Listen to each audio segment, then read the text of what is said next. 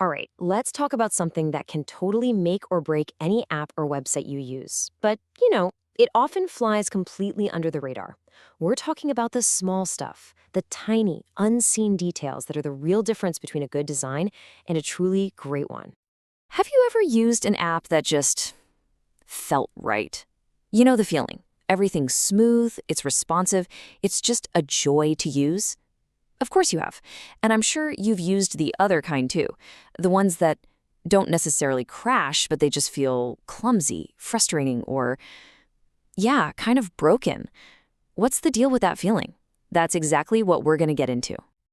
So where does that broken feeling really come from? Well, a lot of the time, it all comes down to what the source material here calls unseen friction.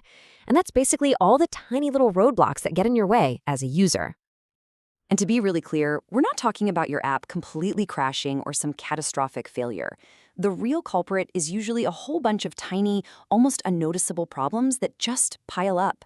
On their own, they seem like no big deal, but together, they create this huge barrier for the user. And that's what leads to that clunky, frustrating experience. Okay, so what are these small problems exactly? Well, they really boil down to two main things, and once you see them, it becomes way clearer where all this friction is coming from. First up, we've got micro interactions. Just think of these as all the subtle, little reactive moments in a design that basically say, hey, I heard you. They're the little bits of feedback that make an interface feel alive, responsive and just plain intuitive. And these things are absolutely everywhere. You interact with them all the time without even thinking about it.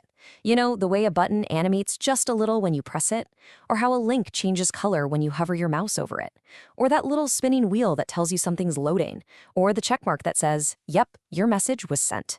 These are not just for show. They are vital communication tools that make the whole experience feel smooth and clear. Now, the second category, this is what we'll call minor issues. These are those small, kind of annoying errors and inconsistencies that just break the visual polish of a design. They're basically the digital version of a typo in a book or a crooked picture hanging on the wall. It just feels off. We're talking about stuff like text that's just slightly out of alignment, or inconsistent spacing between buttons from one screen to the next. Or maybe a button says submit on one page and then send on another. These glitches might seem so trivial, but they really do disrupt your flow as a user, and they just slowly chip away at how professional the whole thing feels. Now, you might be thinking, okay, a bit of wonky text, who cares? Well, let me tell you, the cumulative impact of these issues is so much bigger than you'd think. We really have to stop thinking of these as harmless little quirks or, things we'll just fix later. They are a huge deal. Because when all of these little issues start to pile up, they fundamentally change how a user sees and interacts with your product. It's really death by a thousand cuts. So what actually happens? It's kind of a downward spiral. This buildup of small flaws can lead users to misinterpret information. It makes the entire product look unprofessional. It creates very real user friction. And maybe most damaging of all, it just completely erodes the credibility of the whole design. And look, this isn't just my opinion. The source material puts it perfectly. It says that as these small problems build up, they create friction and ultimately lead users to perceive the prototype as unprofessional. So this isn't just about looks, it's about perception and ultimately trust. But okay, it's not all doom and gloom. Here's the good news. By focusing on these details, you can turn things around completely. And that brings us to the real power of polishing your design for credibility. I mean, the transformation is massive. It's like night and day. By fixing these micro interactions and tiny issues, you change the entire experience. What was clunky and unprofessional becomes smooth and refined. What was frustrating becomes genuinely satisfying. And most importantly, what felt untrustworthy becomes credible. So, at the end of the day, a polished design does way more than just look good. It actually enhances the entire emotional experience for the user.